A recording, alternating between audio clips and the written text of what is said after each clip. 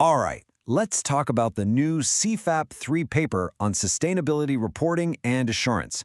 Now, I have a pretty good idea what's going through your head the second you hear that title. I'm guessing some words are popping into your mind, right? Something like boring, super theoretical, maybe an easy pass, or you're probably thinking, oh great, another class that's just about the environment and green stuff. And you know what? That's a totally fair assumption. But let me just stop you right there. Most of that is either completely wrong or maybe 10% correct at best. This subject is about to totally change how you think about business risk, about value, about everything. So let's get into exactly why. Okay, first things first, we need to understand why our good old traditional accounting methods, the ones that are the bedrock of business, have a huge, and I mean dangerously huge, blind spot in today's world. Think of it like this. When an investor picks up a financial statement, they're seeing the tip of the iceberg. They see the stuff that's clear and above the water. Profit, revenue, debt to equity, solid, familiar numbers. But what they can't see is the massive part of the iceberg lurking just below the surface, the stuff that can sink the whole ship overnight. We're talking about climate risks that could snap a supply chain, reputational time bombs hidden with your suppliers, or total failures in governance. None of that shows up on a standard balance sheet. Let me make this real for you with a quick question. Who do you think is Starbucks' biggest competitor? Your mind probably jumps to another coffee shop, right? Dunkin' maybe? Costa Coffee? The real answer? It's climate change. And no, I'm not being poetic. That is not a metaphor. It is a direct, tangible, existential threat to their entire business. I mean, think about it. Starbucks' whole business model relies on one thing, getting coffee beans. And those beans are picky. They only grow in very specific regions with very specific weather, places like Brazil and Mexico. So as climate change messes with those weather patterns, it directly threatens the supply of the single most important ingredient they have.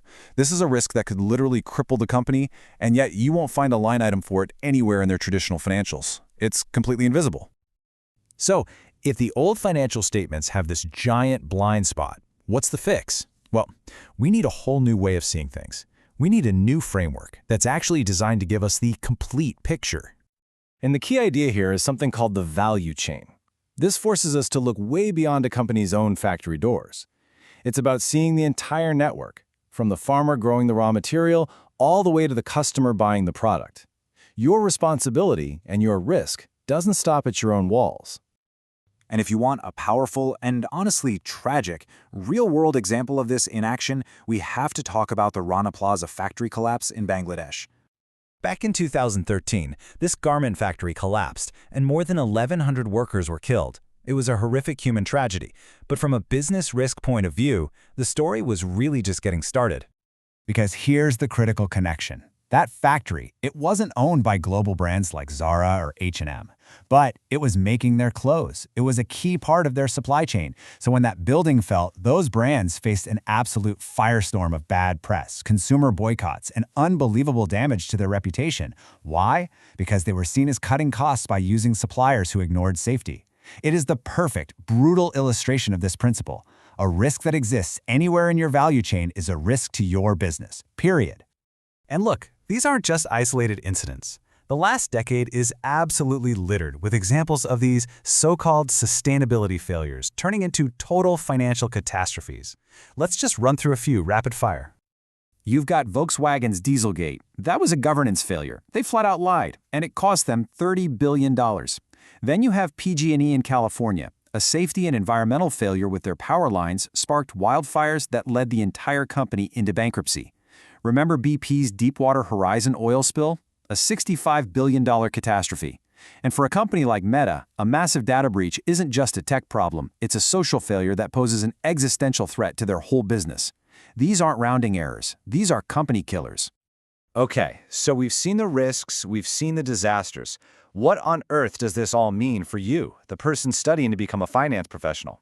Well, it means this isn't just another subject, it's a completely new integrated discipline. And this new discipline is really built on 3 core pillars. First, there's reporting. This is where you learn to apply brand new standards like IFRS S1 and S2 to actually disclose all these new risks. Second, there's assurance. See, it's not enough to just report this data. You have to be able to verify it, to provide assurance on it, using a whole other set of standards. And third, there's ethics, because navigating all this new territory requires its own dedicated code of conduct. And the syllabus really shows you this. Sure, reporting standards are the biggest piece of the pie at 55%, but just look at that. Assurance is over a third of the entire course. That should tell you something really important.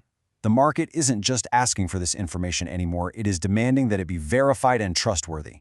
It's a truly comprehensive skill set. So let's just reframe this whole thing. This subject isn't about ticking boxes for a regulator. It's about learning the new language of business. A language that lets you see profound risks that others miss, uncover incredible new opportunities, and ultimately redefine how we even think about creating value. The old blind spots are gone. The entire value chain is in full view now. This is a fundamental shift in our profession.